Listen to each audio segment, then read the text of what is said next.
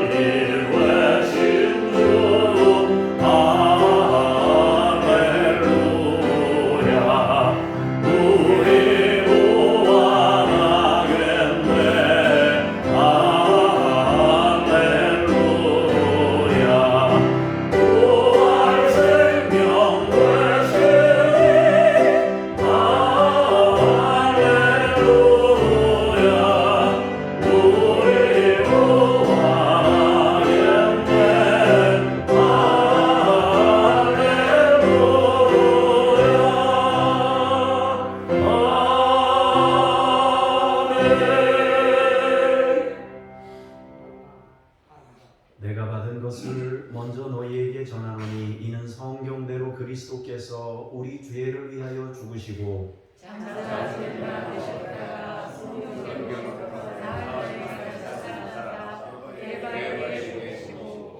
후에 12제자에게와 그 후에 500여 형제에게 일치에 보이셨나니 그 중에 지금까지 살아있고 어떤 사람은 잠들었으며 그 후에 야고보에게 보이셨으며 그 후에 모든 사도에게와 맨 나중에 만삭되지 못하여 난 자 같은 내게도 보이셨느니라. 그리스도께서 만일 다시 살아나지 못하셨으면 우리가 전하는 것도 없을 것이요 또 너희들도 없을 것이며 만일 그리스도 안에서 우리가 바라는 것이 다만 이 세상의 삶뿐이면 모든 사람 가운데 우리가 더욱 불쌍한 자이리라.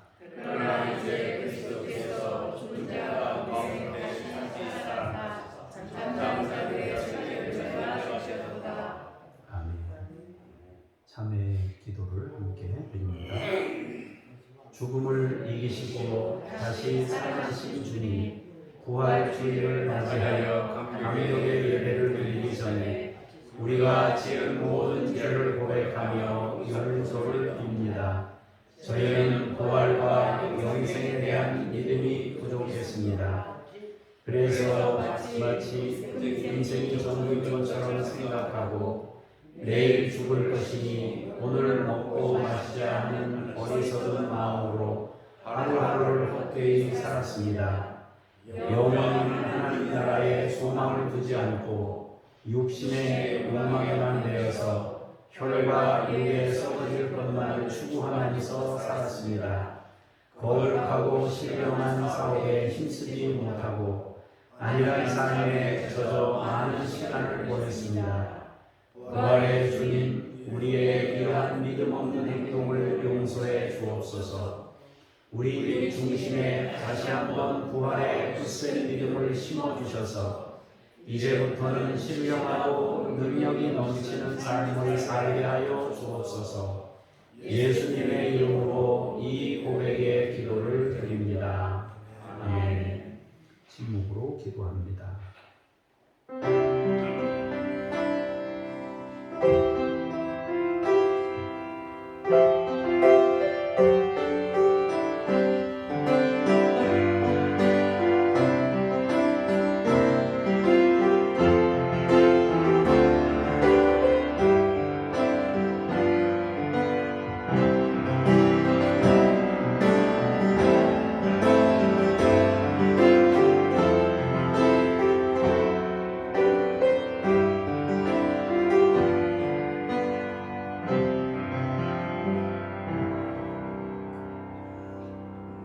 우리는 그리스도 안에서 그의 은혜의 풍성함을 따라 그의 피로 말미암아 속량 곧 죄의 사함을 받았느니라. 아멘. 신앙 고백 드립니다. 나는 전능하신 아버지 하나님 천지의 창조주를 믿습니다. 나는 그의 유일하신 아들 우리 주 예수 그리스도를 믿습니다. 그는 성령으로 잉태되어 동정녀 마리아에게서 나시고 본디오 빌라도에게 고난을 받아 십자가에 못 박혀 죽으시고 장사될 사흘 만에 죽은 자 가운데서 다시 살아나셨으며 하늘에 오르시어 전능하신 아버지 하나님 우편에 앉아 계시다가 거기로부터 살아있는 자와 죽은 자를 심판하러 오십니다. 나는 성령을 믿으며 거룩한 공교회와 성도의 교제와 죄를 용서받는 것과 몸의 부활과 영생을 믿습니다. 네. 자리에 앉으셔서 기도합니다. 할렐루야. 사망 권세를 이기시고 죽은 지 사흘 만에 부활하신 주님을 찬송합니다. 욕된 것으로 심고 영광스러운 것으로 다시 살며 약한 것으로 심고 강한 것으로 다시 살며 육의 몸으로 심고 신령한 몸으로 다시 사는 부활의 진리를 믿으며 찬송과 감사와 영광을 성삼위일체 하나님께 올려드립니다.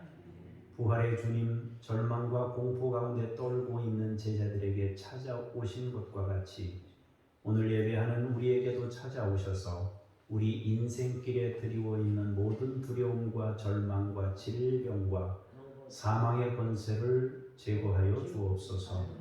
무덤 문을 여시고 부활하신 예수 그리스도 이름으로 기도합니다. 아멘.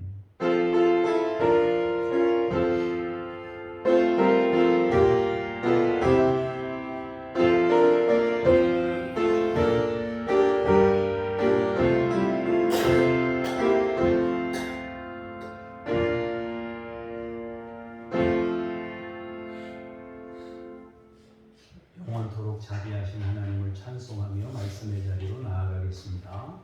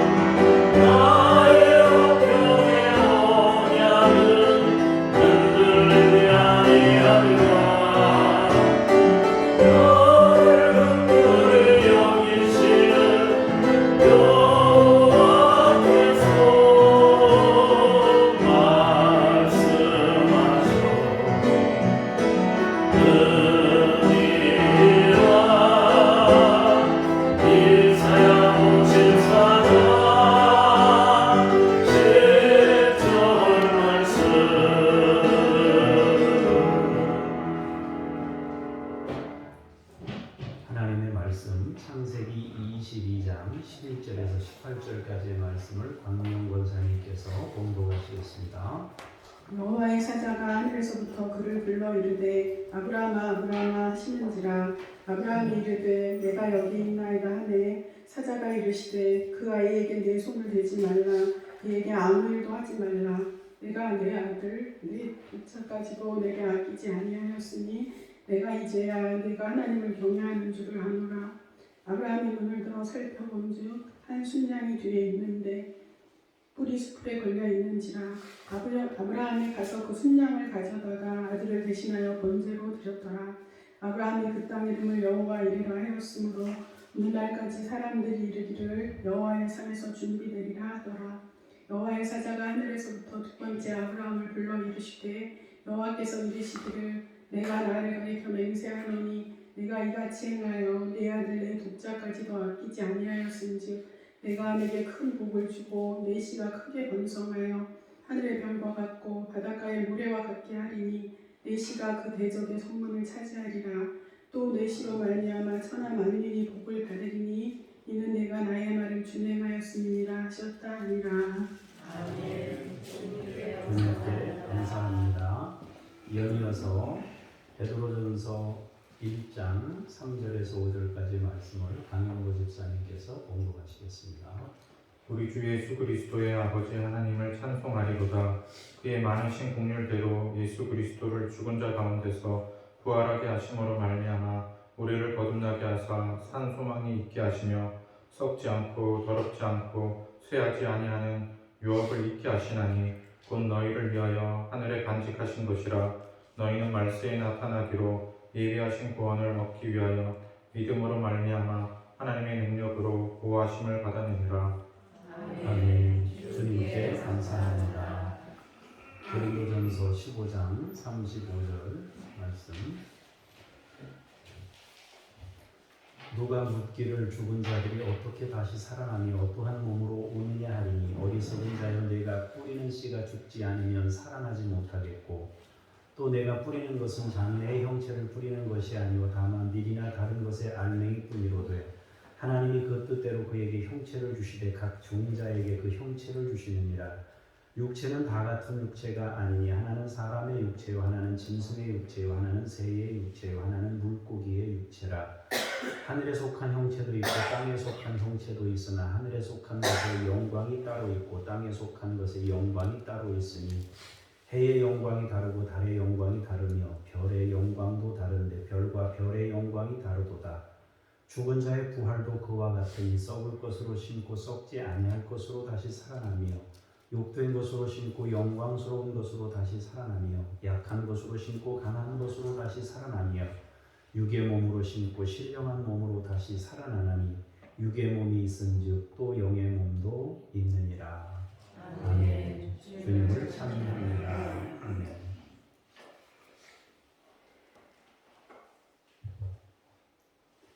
오늘은 부활주일인데 여러분 모두 예수 그리스도의 부활이 여러분 모두에게도 기쁨으로 임할 수 있기를 원합니다. 그리고 훗날 우리가 부활의 영광에 참여하게 될 때 여러분도 모두 같이 저와 함께 부활의 영광의 나라에 이룰 수 있게 되기를 축복합니다. 주님께서 모든 죽음의 세력을 극복하고 다시 살아서 영원한 생명의 문을 여신 날이 부활입니다. 부활절입니다. 그리고 그 생명의 문으로 우리를 함께 들어갈 수 있도록 예수님께서 길을 여셨습니다.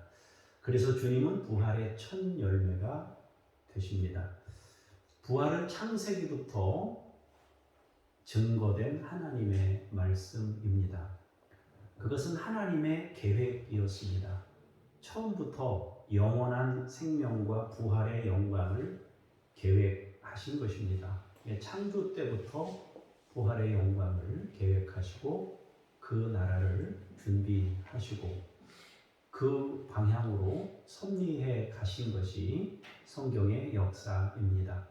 하나님은 아브라함을 부르실 때부터 부활의 영광을 계획하셨고 그렇게 출발하셨습니다.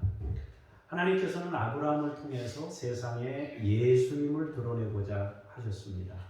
그래서 독자인 이삭이 있기까지 기다리셨습니다. 아브라함과 사라는 급해서 시행착오를 거쳤지만 그럼에도 불구하고 하나님은 이삭의 탄생까지 기다리셨습니다. 그리고 그 이삭이 어느 정도 자랐을 때에 하나님은 이삭을 번제로 드리게 하셨습니다. 그리고 번제로 드릴 때 하나님은 어린 양을 예비하셨습니다. 어린 양을 예비하신 후에 이삭을 아브라함 품에 다시 되돌려 주셨습니다. 이로써 하나님은 아브라함과 이삭을 통해 십자가와 부활을 드러냅니다. 하나님과 예수님의 모형이 되어 세상에 십자가와 부활을 드러내는 인생을 살도록 하나님께서 아브라함을 부르신 것입니다. 그래서 우리는 창세기에서 아브라함과 이삭을 통해서 하나님과 예수 그리스도, 독생자인 예수 그리스도를 보게 되는 것입니다. 그래서 그들을 가리켜서 성경은 믿음의 조상이다 라고 부릅니다. 물론 이들은 불완전한 인간의 모습을 가지고 있었습니다. 그러나 그들은 자기들의 삶을 통해 예수님을 세상에 드러내는 사명자로 살았던 것입니다. 사실 우리도 우리 자신을 잘 보면 알겠지만 우리에게 복음 증거하는 사명을 하나님이 맡기셨어요. 우리가 완전하기 때문에 복음을 전하는 사람들이 아니라 불완전함에도 불구하고 주님을 전할 수 있도록 사명을 우리에게 맡기신 거예요. 예수님이 제자들에게 맡기실 때도 마찬가지였고 아브라함에게 맡기실 때도 마찬가지였고 세상에 있던 그 어떤 믿음의 사람들에게도 그것을 맡기실 때 그들이 완전해서 맡긴 것이 아니라 그 인생을 통해서 하나님의 영광을 드러내도록 불완전함에도 불구하고 맡기신 것입니다. 자, 그렇다면은 왜 하나님께서는 그토록 예수님을 전하고 싶어 하셨는가? 왜 그렇게 처음부터 아브라함의 인생 전체를 통해 예수님을 전하려고 그렇게 하셨는가 하는 거예요. 아브라함의 그 많은 시행착오, 그 많은 인간성, 그 연약한 모습들이 그렇게 많았는데도 불구하고 반드시 이삭을 낳게 하고 이삭을 출생시키게 하심으로 말미암아 예수 그리스도 왜 그렇게 전하게 하셨느냐 하는 것입니다. 예수 그리스도의 오심이 결국엔 창조의 완성이고 창세기 1장과 2장에서 말씀하시는 참된 안식, 주님이 일하시던 모든 것을 완성하신 안식이기 때문입니다. 영원한 영광으로 들어가는 그것이기 때문에 주님은 예수님을, 하나님은 예수님을 그토록 전하려고 했던 것입니다. 결국 아브라함과 이삭은 예수님을 담아내려는 인생을 살아갔습니다. 그리고 그들이 전했던 예수님이 이 땅에 오신 것이 신약의 시작입니다. 자, 그렇다면 예수님은 이 땅에 오셔서 뭘 했느냐 하는 것입니다. 하나님은 구약 성경을 통해 예수님이 오실 것을 그렇게 전하셨는데 예수님은 오셔서 뭘 하셨느냐? 예수님은 오셔서 자신을 증거해 주셨던 그 하나님을 증거하는 일을 하셨습니다. 자신의 전 인생을 통해서 하나님을 드러내는 일을 예수님은 행한 것입니다. 그래서 여러분과 제가 하나님을 조금이나마 알게 된 것입니다. 특히 예수님께서는 십자가라는 방편을 통해서 하나님을 세상에 드러냈습니다. 주님이 하나님을 그토록 드러내시려고 한 이유가 있습니다. 그것은 우리가 하나님을 알게 될 때 구원이 이루어지기 때문입니다. 예수님을 알아야 창조의 완성이 되는 것이고 하나님을 알아야 구원이 이루어지는 것입니다. 하나님의 사랑은 우리를 영생으로 인도합니다. 성경은 그 영생의 열매가 바로 부활이라고 합니다. 그리고 부활은 십자가라는 문을 통해서만 들어갈 수 있습니다. 그래서 주님은 십자가와 부활을 전하신 것입니다. 자, 그렇다면 우리가 누리게 될 영생은 무엇일까요? 우리가 얻게 될 부활의 영광은 무엇일까요? 그것은 오늘 우리가 읽은 본문에 잘 설명되고 있습니다. 베드로전서에서 우리가 얻게 될 영광이 무엇인지를 말씀하십니다. 그리고 고린도전서에서도 우리가 누리게 될 영광이 무엇인지를 잘 말씀해주고 있습니다. 하나님은 크신 긍휼하심으로 예수 그리스도를 죽은 자 가운데에서 부활하게 하셨습니다. 그리고 그로 말미암아 우리가 거듭납니다. 거듭났다는 것은 다시 태어났다는 것인데요. 자, 우리가 다시 태어났다 그러니까 누굽니까? 니고데모입니까? 묻잖아요. 사람이 어떻게 다시 태어납니까? 모태에 들어갔다 다시 태어납니까? 너는 이스라엘의 선생님이라고 하는 사람이, 선생쯤 된다는 사람이 그렇게 모르느냐? 바람이 부는 거를 봐라. 어디서 와서 어디로 가는지 알지 못하는데 성령으로 난 사람이 꼭 이와 같다. 그렇게 말씀하셨습니다. 거듭났다는 것은 뭘 말합니까? 새로운 것을 깨달아서 새로운 인생이 되었다는 것을 말합니다. 인생을 사는 동안에 예수님을 발견하는 것을 거듭났다. 예수님이 가르치셨던 하나님을 새로 발견한 사람을 거듭난 사람이다. 그렇게 말하는 것입니다. 거듭난 사람은 소망이 생깁니다. 하나님이 우리를 위해 예비했던 영광, 하나님이 우리를 위해 준비하시고 창조부터 계획하셨던, 수천 년 동안 계획하시고 수천 년 동안 예수를 통해 드러내고자 했던 그 영광을 소망하게 되는 거죠. 하나님을 아는 사람들, 하나님을 만난 사람들은 하나님이 준비하신 그것을 바로 소망하게 된다 하는 것입니다. 참된 가치를 발견하면서 우리 인생 목표가 무엇인지, 또 우리 인생 목표를 새롭게 가져가게 되는 그런 일이 있게 된다는 것입니다. 자, 그 소망은 무엇인가요? 바로 주님의 부활입니다. 주님이 부활하셨던 것처럼 우리도 부활에 이르는 것입니다. 그 부활의 소망이 우리에게 있는 겁니다.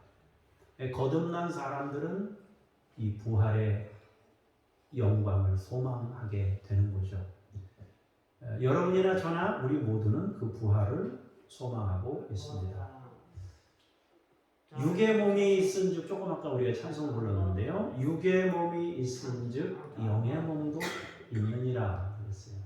지금 우리가 육의 몸이 있잖아요.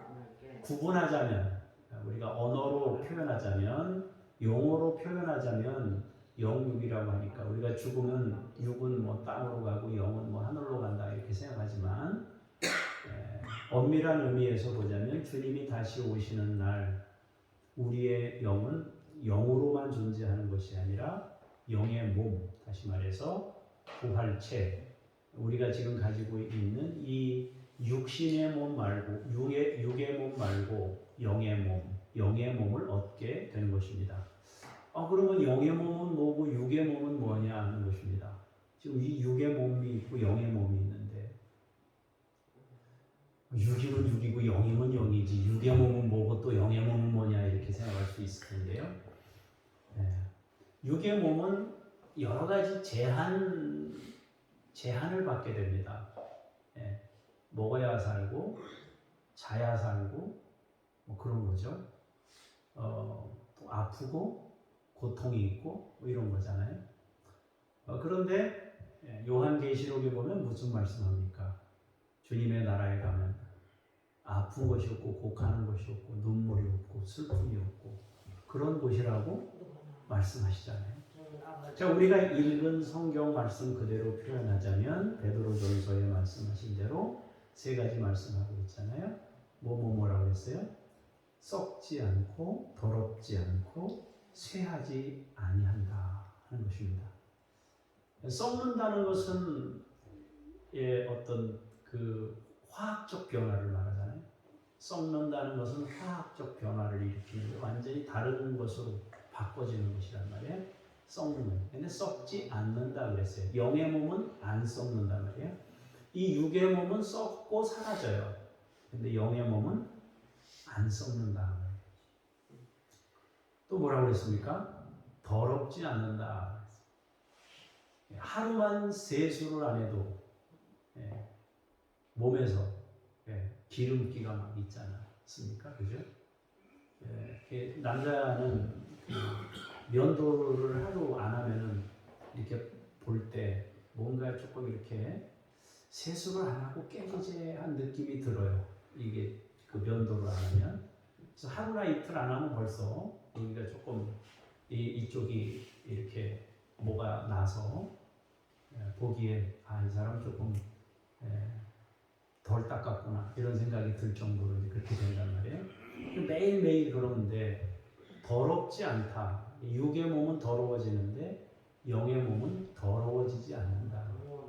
이것은 단순히 어떤 이렇게 때가 묻는 그런 것도 있지만은 신앙적으로 볼 때 죄로부터 분리되는 그런 개념도 같이 포함되어 있는 것입니다.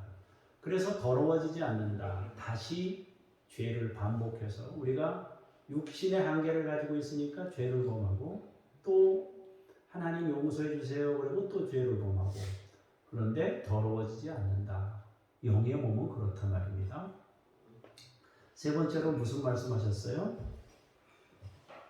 쇠하지 않는다. 쇠한다는 것은 쉽게 말하면 이제 닳는 거죠. 닳아요. 어떤 사람이 금반지를 끼고 어떤 사람은 이 금반지를 안 껴요. 농사하는 사람들은 금반지 잘 안 낍니다. 막 밭에 나가서 일하다 보면은 세월이 지나면 얘가 세 돈을 맞췄는데 세 돈이 안 돼요. 가서 재보면 닳아서 없어지는 거잖아요. 이게 쇠한단 말이에요. 없어져요. 닳아서 점점. 그런데 영의 몸은 그렇지가 않다라는 것입니다. 그러니까 이 영의 몸에 대해서는 우리가 조금 상상력이 필요할 정도로 이 육의 한계를 초월한 어떤 몸을 말하는 것이죠. 그런데 그것을 하나님께서 우리에게 유업으로 주신다 했어요. 썩지 않고 더럽지 않고 쇠하지 아니하는 유업을 입게 하시나니 곧 너희를 위하여 하늘에 간직하신 것이라.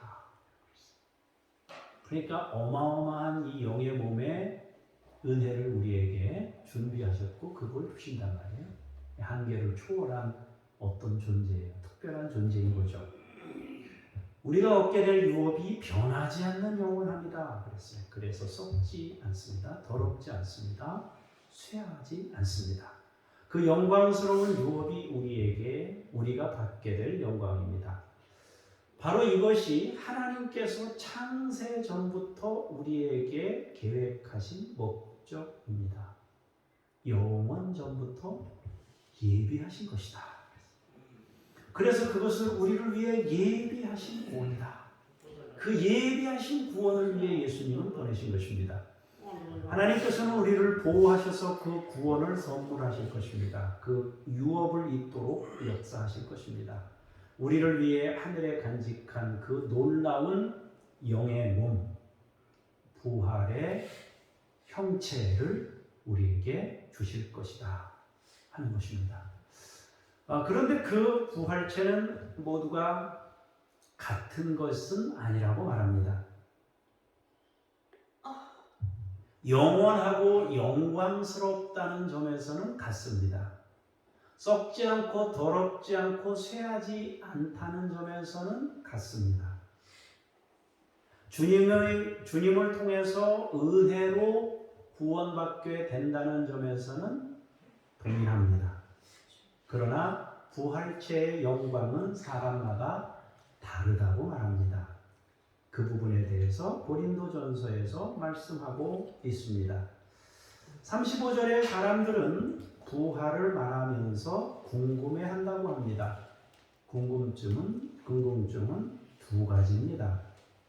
과연 육의 몸이 영의 몸으로 다시 살아날 수 있느냐 하는 문제와 살아난다면 어떤 몸으로 살아날 것인지에 대한 문제입니다. 즉 어떻게 다시 살아나며 어떠한 몸으로 오겠느냐? 사람들이 그 궁금증을 가지고 있다고 합니다. 이 부분은 약간의 불신도 담겨 있는 의미입니다. 그래서 하나님께서는 창조하신 만물에 우리의 불신을 지워줄 것들을 곳곳에 심으셨습니다. 그래서 모든 피조 세계를 통해 우리는 우리 부활의 문제와 부활체의 문제를 풀 수 있도록 우리의 궁금증들을 풀어낼 수 있도록 하나님께서 만물에 이미 담아 놓으셨습니다. 그래서 사도 바울은 만물에 하나님이 지으신 피조 세계를 통해서 그 세계의 몇 가지 예를 통해서 우리가 믿지 못하는 부활에 대해서, 부활체에 대해서 설명하고 있습니다. 몇 가지 예를 드는데요. 첫 번째 예가 뭡니까? 종자의 예를 들어서 설명합니다. 종자를 얘기하면서 두 가지를 얘기하는데요. 첫 번째, 종자는 죽어야 다시 살아난다 라고 말합니다. 죽을 때 다시 살아나고 더 많은 열매를 거두게 된다고 말씀합니다. 사실 우리가 농사해보면 알지만은, 저는 뭐 농사꾼은 아니지만은 약간씩 하잖아요. 농사해보면 알지만은 심어서 죽으면 싹이 나고 어떤 형체가 생기고 그리고 열매를 맺게 돼요. 예수님도 자신을 말씀하실 때 한 알의 밀이 땅에 떨어져 죽지 아니하면 한 알 그대로 있고 죽으면 많은 열매를 맺느니라 그렇게 말씀하시면서 죽으면 많은 열매를 맺는다 그랬습니다. 예수님께서는 자신이 죽어서 많은 열매를 거두게 될 것이라고 하시면서 우리의 구원을 말씀하신 것입니다. 결국 부활이라는 것은 죽음의 열매이고 십자가의 열매입니다. 고난 없는 영광은 없습니다. 십자가 없는 부활도 없습니다. 부활은 영광입니다. 그러나 그 부활의 영광을 가능하게 하는 것이 십자가입니다. 그러므로 엄밀한 의미에서 십자가가 영광입니다. 주님은 온 세상에 그것을 선언하셨습니다. 자신의 삶을 통해 세상에 영원한 길을 내셨습니다. 교회 강단에 십자가가 걸려있는 이유는 천국 가는 통로가 십자가임을 증언하고 있는 겁니다. 십자가는 부활로 통하는 문이다 하는 것입니다. 사도 바울은 종자의 예를 통해서 죽어야 사는 것을 말씀하고 있습니다. 두 번째로 종자를 통해서 말씀하고 있는 내용은 뭡니까? 미래에 비교할 수 없는 크기와 형체를 가진 존재가 될 것임을 말씀합니다. 모든 씨는 상대적으로 아주 작습니다. 그리고 씨는 작은 알맹이입니다. 그런데 그것이 죽어서 싹이 나고 자라게 되면 작은 씨의 수백 배, 수천 배, 수만 배의 크기로 나오게 됩니다. 그리고 생김새도 다양한 생김새를 가집니다. 하나님께서는 하나님의 뜻대로 그 종자마다 형체를 주셨다 그랬습니다. 형체를 주셨다. 형체를. 사실 씨앗에는요 많은 미래가 담겨 있습니다. 많은 형체가 그 안에 잠재되어 있는 것입니다. 씨앗 안에 마치 프로그램 되어 있듯이 많은 그림들이 그 안에 들어있는 겁니다. 얘를 심으면 이 안에 있는 무한한 가능성들이 밖으로 표현되고 발현되는 것이죠. 그것이 바로 종자의 모습이다 하는 것입니다. 계란 노른자 안에 병아리에 부리도 있고 털도 있고 발톱도 있고 발도 있고 그 안에 다 내장되어 있는 거예요. 우리가 먹을 때 그냥 노른자 하나지만 그 안에 모든 게 다 포함되어 있어요. 들어있어요. 작은 그 뭡니까 그 들깨 요 한 톨 동그란 거 있잖아요. 그 들깨 하나에 이 들깨가 나와서 이파리, 여러분 좋아하는 깻잎, 줄기, 그리고 그 들깨를 이렇게 여물게 하는 그 들깨 이렇게 담고 있는 집 있지 않습니까? 그 집, 그런 것까지 세밀하게 그 안에 다 프로그램 돼 있는 거예요. 그 안에. 그러니까 어마어마한 잠재력, 요만한 데다가 어마어마한 잠재력을 그 안에 심어 놓은 거예요. 그러니까 얘를 심으면은 이게 엄청난 잠재력으로 이 안에 있는 많은 가능성들을 가지고 그렇게 나오게 되는 것입니다. 그럼 우리가 이제 나무도 한번 생각해 보자고요. 나무를 심잖아요. 나무를 심으면은 이렇게 나무가 이렇게 자라지 않습니까? 자라는데 중간에 어때요? 가지치기를 하거나 뭘 하게 되면은 얘가 이렇게 또 조금 자기가 원하는 대로 이렇게 가지를 뻗기도 하고 그렇습니다. 그 가지고 있는 재능들이 가지고 있는 잠재력이 조금 다른 식으로 이렇게 나타나기도 하고 그러거든요. 우리 인생에도 많은 것들을 경험하게 될 때 그 경험들과 이런 것들이 다 여러 가지로 종합적으로 작용해서 우리의 부활체를 만드는 데 있어서 중요하게 작용할 수 있을 것이다 하는 거죠. 어찌 보면은 종자는 굉장히 작지만 대단히 큰 가능성을 지닌, 어떻게 보면 폭발력을 지닌 생명체입니다. 형체도 크지만 열매의 양도 무한대가 될 수 있습니다. 한 번으로 끝나는 게 아니라 계속해서 또 심으면 또 나고 많이 나니까요. 어마어마한 양으로 증가될 수 있습니다. 그래서 신앙의 핵심이 뭡니까? 왜 예수님이 하나님 나라를 설명할 때 겨자씨에 비유했겠습니까? 크고 작은 게 문제가 아니에요. 크고 작은 게 문제가 아니라 하나님의 나라가 있느냐 없느냐의 문제예요. 아무리 작아도 하나님의 나라가 있으면 그 생명력으로 어마어마한 하나님의 나라를 이룰 수 있어요. 작은 불씨라도요. 이게 이렇게 비유하는 게 적절할지 모르겠지만 담배불 하나, 담배꽁초 하나 버린 게 산을 다 태우고 막 그러지 않습니까? 불이니까. 그러니까 중요한 것은 우리가 불이냐 아니냐, 우리가 하나님 나라냐 아니냐, 이게 중요한 것이에요. 여러분이 만약에 불이라면은, 우리 교회에 불이 한 사람이라도 있다면은 그건 능력인 거예요. 그건 생명이에요.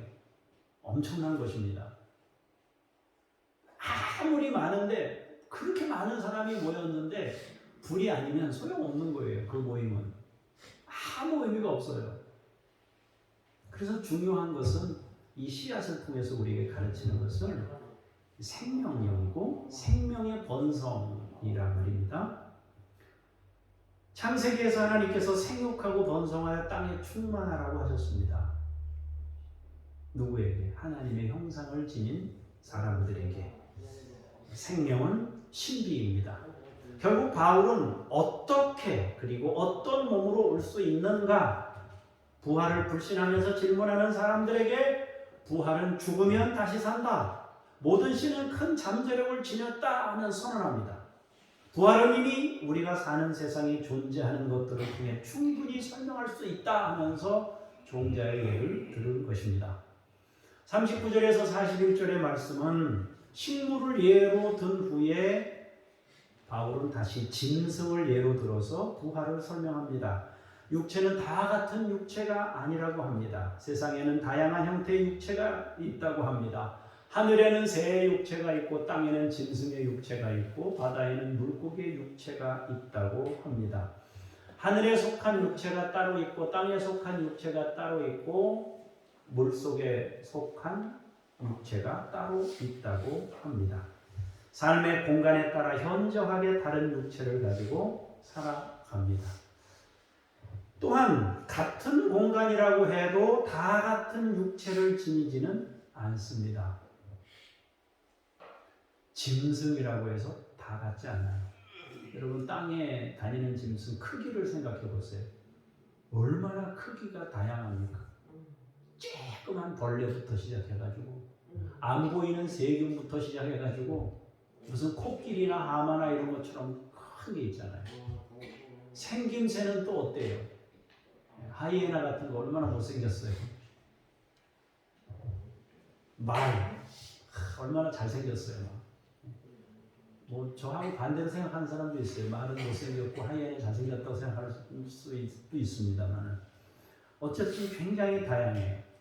하늘의 새들도 크기도 다양하고 종류도 다양하고 물고기도 크기도 다양하고 종류도 다양하고 멸치부터 시작해가지고 송사리부터 시작해가지고 얼마나 큰 고기들이 있어요. 그런데 이들이 누리게 될 영광이 각각 따로 있다라고 말합니다. 해의 영광이 다르고 달의 영광이 다르고 별의 영광이 다릅니다. 별과 별의 영광도 다릅니다. 모든 피조 세계에 존재하고 있는 다양한 것들이 저마다 자기들의 장점을 가지고 있습니다. 어떤 존재는 날개가 영광입니다. 어떤 존재는 다리가 영광입니다. 어떤 존재는 비늘이 영광입니다. 지느러미가 영광입니다. 어떤 존재는 크기가 영광입니다. 저마다 자기들만의 영광을 지닌 채 살아가고 있는 겁니다. 자기에게만 있는 장점이 있어요. 여러분들은 날개가 있으면 좋겠습니까? 아니면 비늘이나 아담이나 이런 게 있으면 좋겠습니까? 뭐가 있으면 좋겠어요? 있다고 하늘을 날고 싶은 마음이 있잖아요. 인간에게 그런 욕망이 있잖아요. 그러니까 비행기를 만든 거 아니에요. 그래서 뭐 사람들이 패러글라이딩이 뭐 이런 것도 하고 막 하잖아요, 그죠? 비행기를 접어서 날리기도 하고 그렇게 하는데 그런 사람들이 희망이 있잖아요, 그죠? 근데 영광이 다 다르다 그랬지 않습니까? 선택을 해야 된다면 목사님 물에 가가지고는 아가미를 선물로 받기를 원합니다. 또 어디 가가지고는 날개를 선물로 받기를 원합니다. 호랑이를 만났을 때는 훨씬 덩치가 큰 그냥 아니면 더 빨리 주랭랑 칠 수 있는 퓨마나 이런 걸로 이런 능력이 있으면 좋겠습니다. 말처럼 다리가 튼튼해서 빨리 잘 달릴 수 있는 그런 것이 있으면 좋겠습니다. 다양한 방식의 영광이 있을 수 있다라고 말합니다. 42절에서 44절의 말씀을 보시면 우리가 조금 아까 노래로 만들어서 불렀던 그 찬송인데요. 죽은 자의 부활도 그와 같으니, 죽은 자의 부활도 그와 같으니, 우리가 죽고 난 이후에 부활하게 될 때에 이와 유사한, 지금 설명한 것과 유사한 방식으로 우리가 부활의 몸을 받게 될 것이다 라고 말합니다. 불교에서 말하는 윤회를 말하는 것이 아니라, 다시 말해서 우리가 죽고 나서 부활할 때 무슨 짐승으로 부활하니 물고기로 부활하니 어떤, 그러면 하나님이 우리를 구원하신다고 그래놓고서 우리보다 열등한 존재로 태어나게 한다는 건 말이 안 맞잖아요. 그죠? 지금 있는 것보다 더 고차원적인 수준으로 부활해. 그게 부활이지. 지금보다 더 저차원적인 부활로 이루어진다면 그게 무슨 부활이겠어요? 그래서 이것은 윤회를 말하는 것이 아니라 만물의 다양함이 보여주는 것처럼 부활하게 될 우리의 모습이 얼마나 다양할 것인지에 대해서 설명하기 위한 비유이지, 우리가 동물로 부활한다는 뜻은 아닙니다. 죽은 후에 우리는 반드시 부활하게 됩니다. 그리고 부활하게 될 때 저마다 다른 영광을 가진 채 부활하게 되는 겁니다. 그래서 사도 바울은 우리의 부활체를 설명할 때 한 가지로만 설명하는 대신 씨앗, 종자를 통해서 설명하고, 식물을 통해 설명하고, 동물을 통해 설명하고, 하나님이 지으신 저 하늘에 있는 해달 별을 통해서 설명하시면서 우리에게 놀라운 부활체가 있음을 말해주고 있는 겁니다. 다만 우리가 여기서 기억해야 될 것이 있는데, 그것은 심은 대로 거둔다는 것입니다. 성경은 네 가지를 말씀하면서 심은 대로, 심은 것을 말하고 있어요. 첫 번째로 뭐라고 했습니까? 썩을 것으로 심는다. 두 번째로 뭐라고 했어요? 욕된 것으로 심는다. 세 번째로 약한 것으로 심는다. 네 번째로 육의 몸으로 심는다. 그랬습니다. 이것은 시간적으로 이 세상에 사는 동안에 심는다는 뜻입니다. 또한 하늘에서 얻게 될 영원한 것과 비교했을 때 상대적인 의미를 갖는 것입니다. 이 세상은 사라지는 것이고 또 하늘 가치에 비하면 욕된 것이고 약한 것이다 말입니다. 결국 이 세상을 사는 동안에 우리가 어떻게 무엇을 심느냐, 뭘로? 우리가 가지고 있는 사라질 것으로, 우리가 살아가는 이 육신의 몸으로 우리의 인생을 어떻게 사느냐, 어떻게 심느냐에 따라서 부활체의 영광이 다른 영광으로 주어지게 될 것을 말씀하고 있는 겁니다. 그러면서 마지막 결론으로 육의 몸이 있기 때문에 영의 몸도 있는 것을 명심해라, 그 얘기입니다. 사랑하는 성도 여러분, 성경은 하나님이 처음부터 우리에게 부활을 선물하기 원하셨다고 증거합니다. 부활은 창세기부터 주된 선포 내용입니다. 구약이 예수님의 오심을 지속적으로 전한 이유가 무엇입니까? 그분을 통해 우리가 부활의 영광에 이르러야 하기 때문입니다. 그토록 예수를 강조하는 이유는 그 예수를 통해 우리가 구원에 이르게 되어야 하기 때문입니다. 그분을 통해 부활의 영광을 얻어야 하기 때문입니다. 부활은 신앙에서 가장 중요한 핵심입니다. 부활이 없다면 우리는 믿는 사람 중에 가장 불쌍한 자이고 우리가 하는 모든 일이 헛된 일이 되고 말 것이라고 말씀합니다. 우리의 삶이 부활로 열매 맺게 되는 거예요. 그러니까 우리의 삶이 굉장히 중요하죠. 이 땅에 있는 동안 우리가 어떻게 사느냐가 굉장히 중요하죠. 그래서 여러분들이 좋은 일을 하고 손해봤다면 결코 손해가 아닐 겁니다. 여러분이 악을 행하고도 엄청난 이익을 봤다면 그거 결코 기뻐할 일은 아닐 겁니다. 지금 우리가 이 안에, 우리 육신 안에 계속 프로그램을 만들고 있는 중이에요. 어떤 형체로 나올 것인지를 지금 우리가 인생에서 그리고 있는 중입니다. 그러면 그 프로그램 된 것들이 나중에 어떤 형체로 나오게 되겠죠. 부활이라고 하는 것은 신비입니다. 부활은 영광입니다. 부활은 영원함입니다.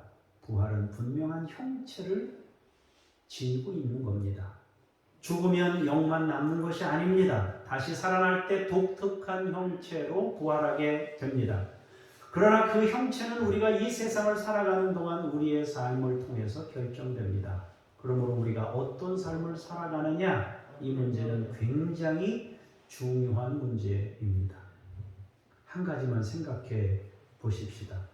예수님의 영광은 어떤 것일까? 예수님의 영광은 어떤 것일까? 가장 영광스럽다고 했는데 요한계시록에는 어떻게 표현되고 있습니까? 예수님의 영광이 힘을 입은 막 천사들이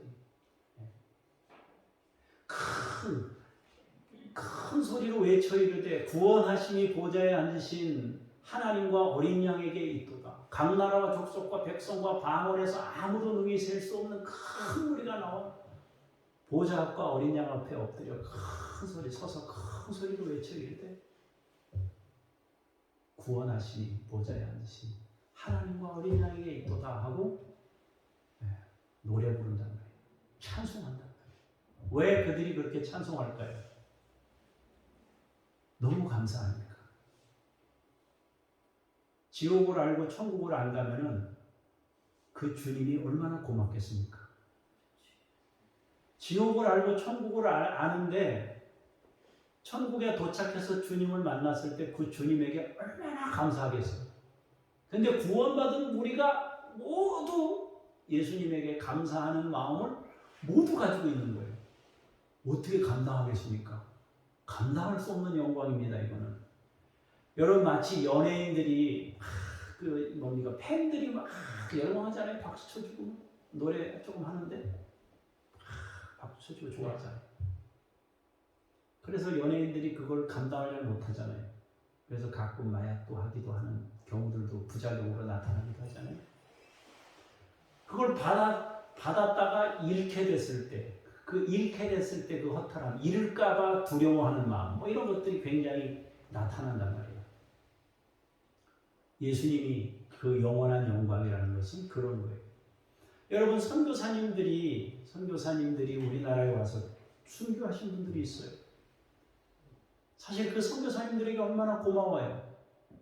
저도 그 선교사님을 만약에 만나게 된다면 우리나라에 병원을 세우고 학교를 세웠던 그 많은 선교사님들을 만나게 된다면 고마울 것 같아요. 너무 감사할 것 같아요. 그것 때문에 이 한국 교회가 이렇게 일어서게 된, 물론 하나님의 역사지만은 하나님의 심부름꾼으로 그들이 한 일은 어마어마해요. 그들을 만날 때 나의 구원의 일정 부분 역할을 한 이분들을 만나게 됐을 때 얼마나 고맙겠어요. 감사합니다. 고마워하는 마음이, 여러 사람이 고마워하는 마음을 가지고 있는데 이 사람이 그 고마워하는 마음을 받을 때 얼마나 영광스럽겠습니까? 굉장한 거잖아요. 모든 사람이 다 나를 좋아해. 네.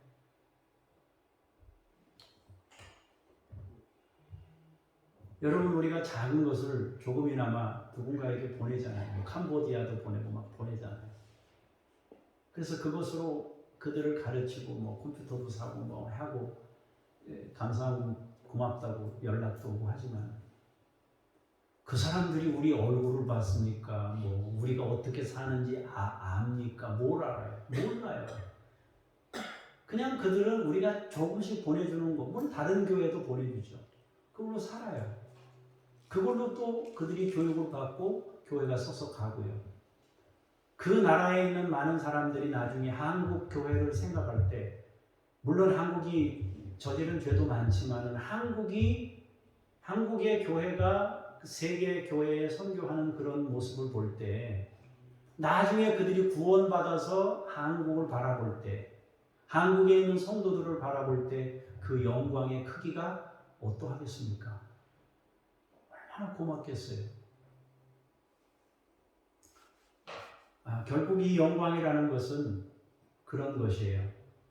어떻게 한마디로 표현할 수는 없지만 또 형체를 통해서도 설명하고 있지만은 정확한 의미에서는 이 하늘나라나 이 부활체라는 것은 어찌 보면은 빙산의 일각에 해당될지 몰라요. 아주 우리가 작은 것만 이해하고 있는데 하늘나라에서 얻게 된 이 부활의 영광이라는 것은 감히 상상할 수 없는 영광이 될 것이다 하는 겁니다.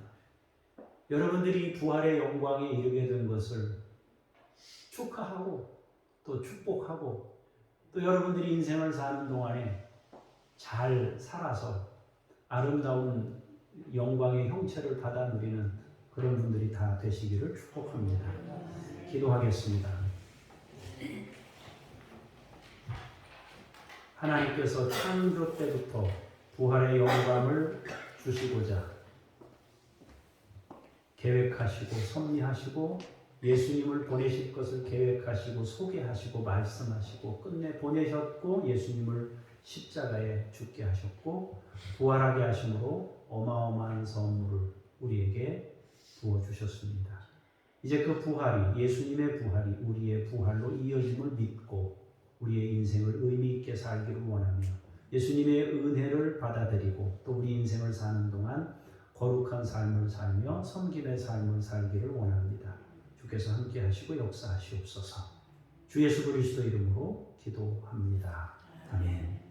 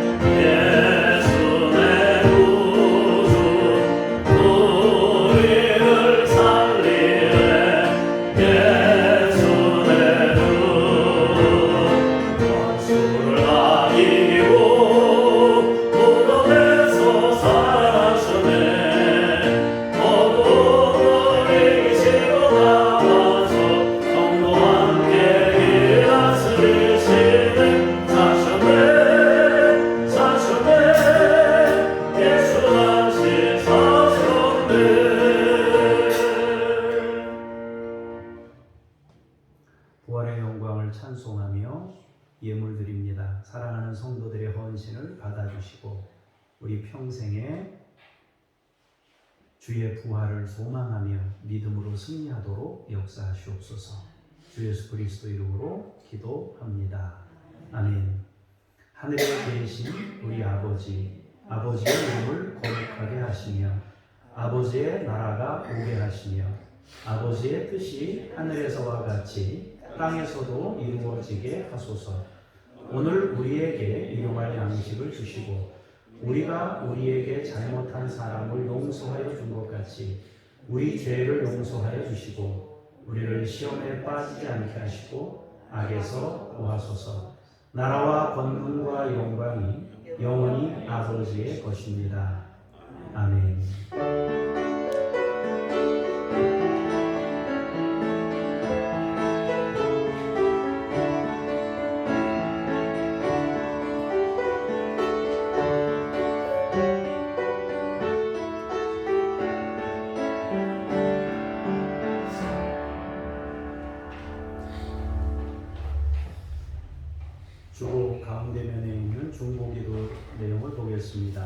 깨어진 가정과 분열된 사회에 예수님의 영원한 사랑과 은혜로 부활의 기쁨과 소망을 얻도록 기도하시기 바랍니다. IT를 위해 기도합니다. 불법과 폭력이 근절되고 사회 질서가 회복되도록 위해서 기도할 수 있기를 원합니다. 60% 이상이 빈곤층이고 깽단 문제로 정치, 경제, 사회 혼란과 함께 무법천지가 되어가고 있는데 위해서 기도할 수 있기를 원합니다. 이번 주는 부활절입니다.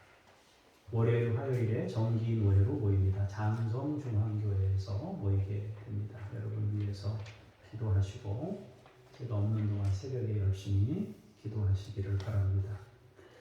우리 김미경 성도님을 서희 집사로 임명하도록 하겠습니다. 여러분 앞으로는 집사님이라고 부르시고 또 여러분 축하 문자도 보내주시기 바랍니다. 탁구 교실을 주일과 목요일 7시 30분에 교회에서 하고 있습니다. 또 배우실 분들 오셔서 같이 배우시고 건강에 굉장히 도움이 되고 또 주변 사람들 같이 여러분들이 안 믿는 사람도 같이 오셔도 되고 그렇습니다. 그러니까 일부러 그렇게 열은 거니까 여러분들이 같이 오셔서 즐거운 시간을 좀 보낼 수 있으면 좋겠습니다. 네, 제가 잠깐 기도하도록 하겠습니다.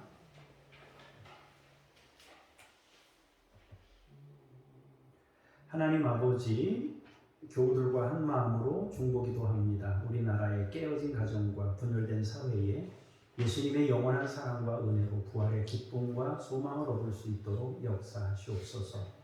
IT를 축복하며 기도합니다. 불법과 폭력이 근절되게 하시고 사회 질서가 회복되게 하옵소서. 깽단의 문제가 해결되게 하시고 정치, 경제, 사회의 안정이 이루어지게 하옵소서. 부활의 기쁨을 아버지 평생 누리도록 우리 가운데 함께 하시고 부활을 소망케 하옵소서. 장성중앙교회에 있는 노회 가운데 함께 하셔서 은혜롭고 감사한 시간이 되도록 도와주시고 이 종이 말씀을 증거할 때 하나님께서 성령의 기름 부으심으로 역사하사 은혜로운 말씀으로 감사하게 성찬식하면서 또 함께 주님을 묵상하는 귀한 시간이 되게 하옵소서. 김미경 성도님을 서리 집사로 임명하게 됐는데 귀한 여종에게 복 주셔서 하나님 집사님으로 잘 봉사하고 섬길 수 있는 믿음의 종이 되도록 도와주시고 기도할 때마다 성령으로 충만케 하시고 또 아버지 더 많은 이들에게 신앙의 거울이 될 수 있도록 하나님께서 도와주시옵소서. 하나님 교회에서 탁구 교실을 열었습니다.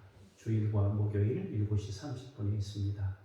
하나님 함께 모여서 함께 체력 증진도 또 다양한 사람들과 함께 와서 그 시간을 즐길 수 있도록 주님이 인도해 주옵소서. 장준혁 북한 어린이들 대아바 임마누엘 믿음으로 양육하시고 김요엘 이웃 아저씨 아줌마 이동식 선영숙 선교사님 김수연 김명숙 선교사님 천애슐 선교사님에게 함께하사 이들의 사역 가운데 주님이 동행하시고 임마누엘로 역사하시며 이들을 인도하시고 보호하시고 필요한 것들을 채우시며 이적과 기사가 나타나게 하시고 놀라운 열매들이 이들에게 있게 하여 주옵소서. 하나님 오명봉 선교사님 내외가 하나님 하루속히 투옥된 것에서 벗어나 자유의 몸을 얻을 수 있도록 주께서 인도하시고 은혜 베푸시며 성령으로 함께해 주옵소서. 하나님 일주일 동안도 믿음으로 승리케 하시고 온 성도들에게 감사한 일들만 차고 넘치게 하시고 영육혼이 강건해지고 가정이 평강하며 주님이 주시는 샬롬의 은총으로 우리 모두를 살도록 인도하시옵소서. 감사드리며 주 예수 그리스도 이름으로 기도합니다. 아멘.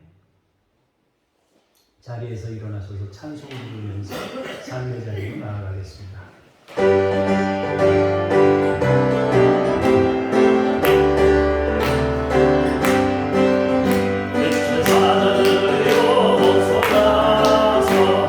어둠을 물리치고